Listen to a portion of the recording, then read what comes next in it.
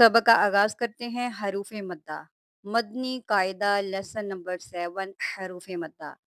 अगर ये चैप्टर आप कंप्लीट अच्छे से लर्न करना चाहते हैं, सीखना चाहते हैं, तो इससे पहले आपको ये कुछ पॉइंट्स अपने ज़हन में रखने पड़ेंगे, समझना पड़ेगा।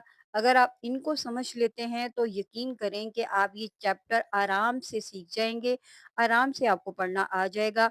अगर आप चाहते हैं कि इनको छोड़ें और इनको पढ़ें, यहाँ से मैं आपको सिखाना शुरू कर दूँ, तो मेरे लिए सिखाना मुश्किल हो जाएगा और आपके लिए सीखना मुश्किल हो जाएगा। तो लिहाज़ा यहाँ से ही शुरू करना पड़ेगा, बहुत आसान है, आसानी से समझाऊँगी, बस आपने तवज्जो से समझना है। सबसे पहला हमारा पॉइंट है कि इस इलामत को जज़्म कहते हैं। किस इलामत को? इस इलामत को। ये जो आपको छोटी-सी दाल की तरह नज़र आ रही है, इसको हम जज़्म बोलते हैं, ठीक है?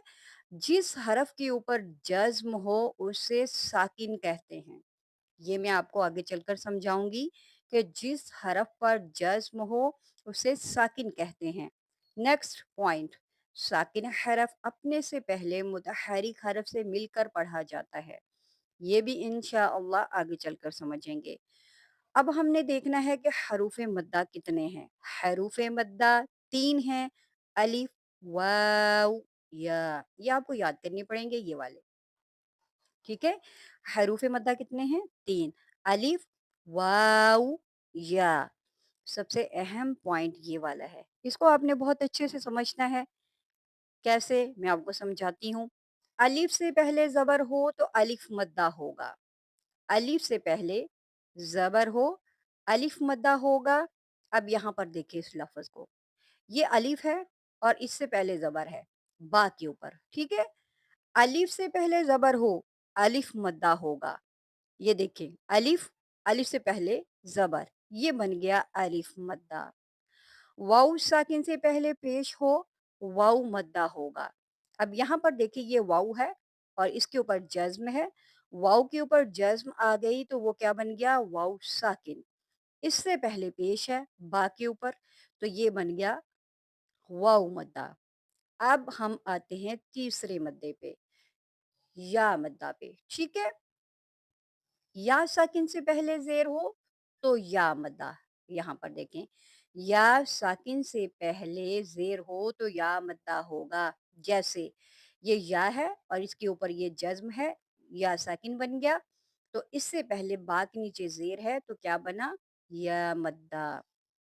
आखिरी पॉइंट, हरूफ मद्दा को एक अलिफ यानी 2 हरकत के बराबर खींच कर पढ़ें। हरूफ मद्दा को एक अलिफ यानी 2 हरकत के बराबर खींच कर पढ़ें।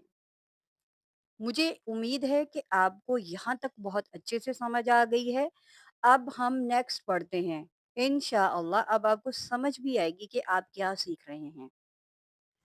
पॉइंट्स हमने समझ लिए, अब हमने मश्क करनी है। मश्क में सबसे पहले हम सीखेंगे अलिफ मद्दा, कि अलिफ मद्दा कैसे बनता है।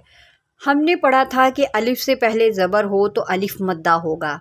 यहाँ पर देखें ये अलिफ, ठीक है? ये अलिफ है और अलिफ से पहले ज़बर है, तो ये बन गया अलिफ मद्दा। अब ज़बर किसके ऊपर है? बा के ऊपर। आपको इससे कोई मतलब नहीं, आपको बस इतना है कि अलिफ से पहले ज़बर है, बा के ऊपर भी हो सकती है, ता के ऊपर भी हो सकती है, सा के ऊपर भी हो सकती है। हमारी शर्त ये है कि अलिफ से पहले ज़बर हो तो अलिफ मद्दा होगा। यहाँ तक आपको समझ आ गई। अब हम आते हैं वाव मद्दा के ऊपर, ठीक है? अब हमारी यहाँ पर शर्त ये है कि वाव साकिन से पहले पेश हो तो वाव मद्दा होगा।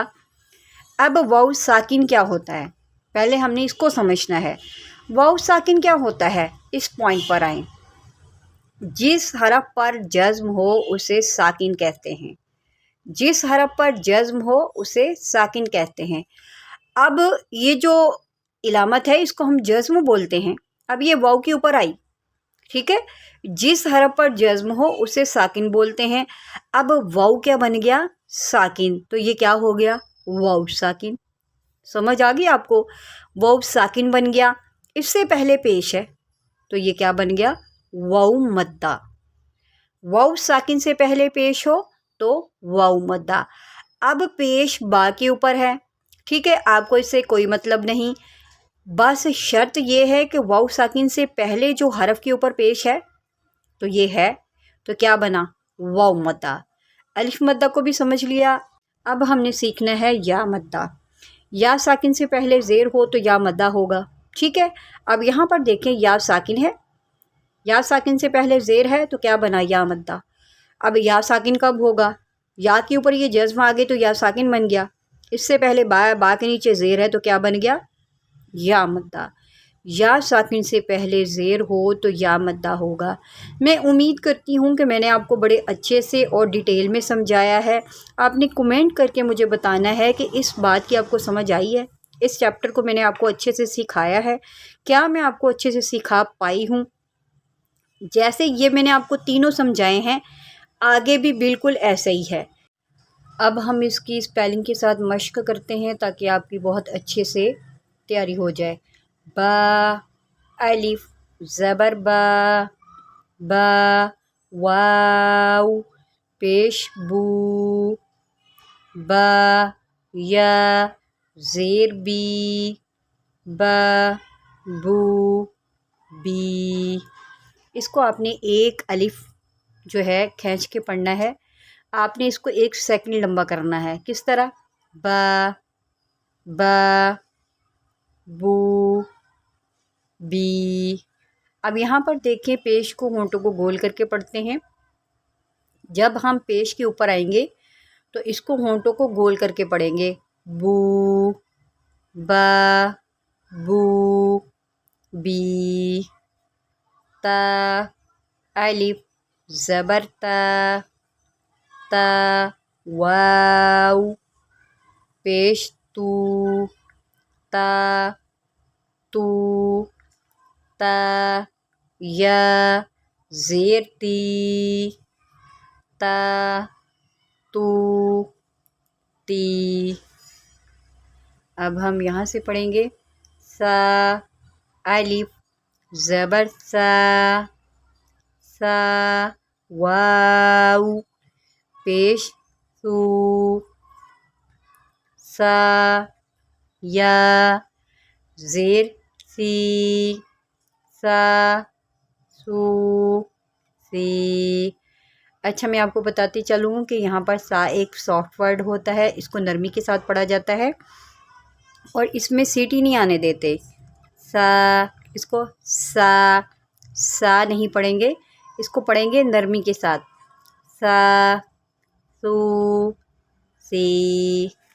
جیم، الف زبر جا، جیم، واو پیش جو، جیم، یا زیر جی، جا، جو، جی۔ یہ لفظ تھوڑے سے مشکل ہوتے ہیں، ہا کا مخرج مشکل ہوتا ہے، اس کو آپ نے درست نکالنا ہے۔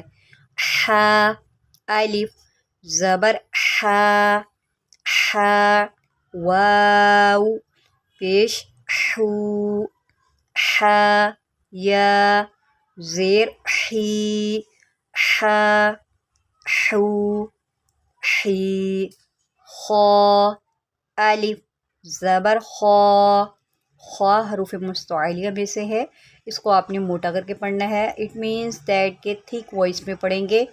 خا، خا، خا، واو پیش خو، خا، یا زیر خوی، خا، خو، خوی۔ اگر آپ کو ویڈیو پسند آئی ہو تو چینل کو سبسکرائب کر لیں، ویڈیو کو لائک بھی کریں اور اس کو شیئر بھی کریں، اس لیسن کو شیئر بھی کریں اگر آپ کو فائدہ ہوا ہے۔ اللہ حافظ۔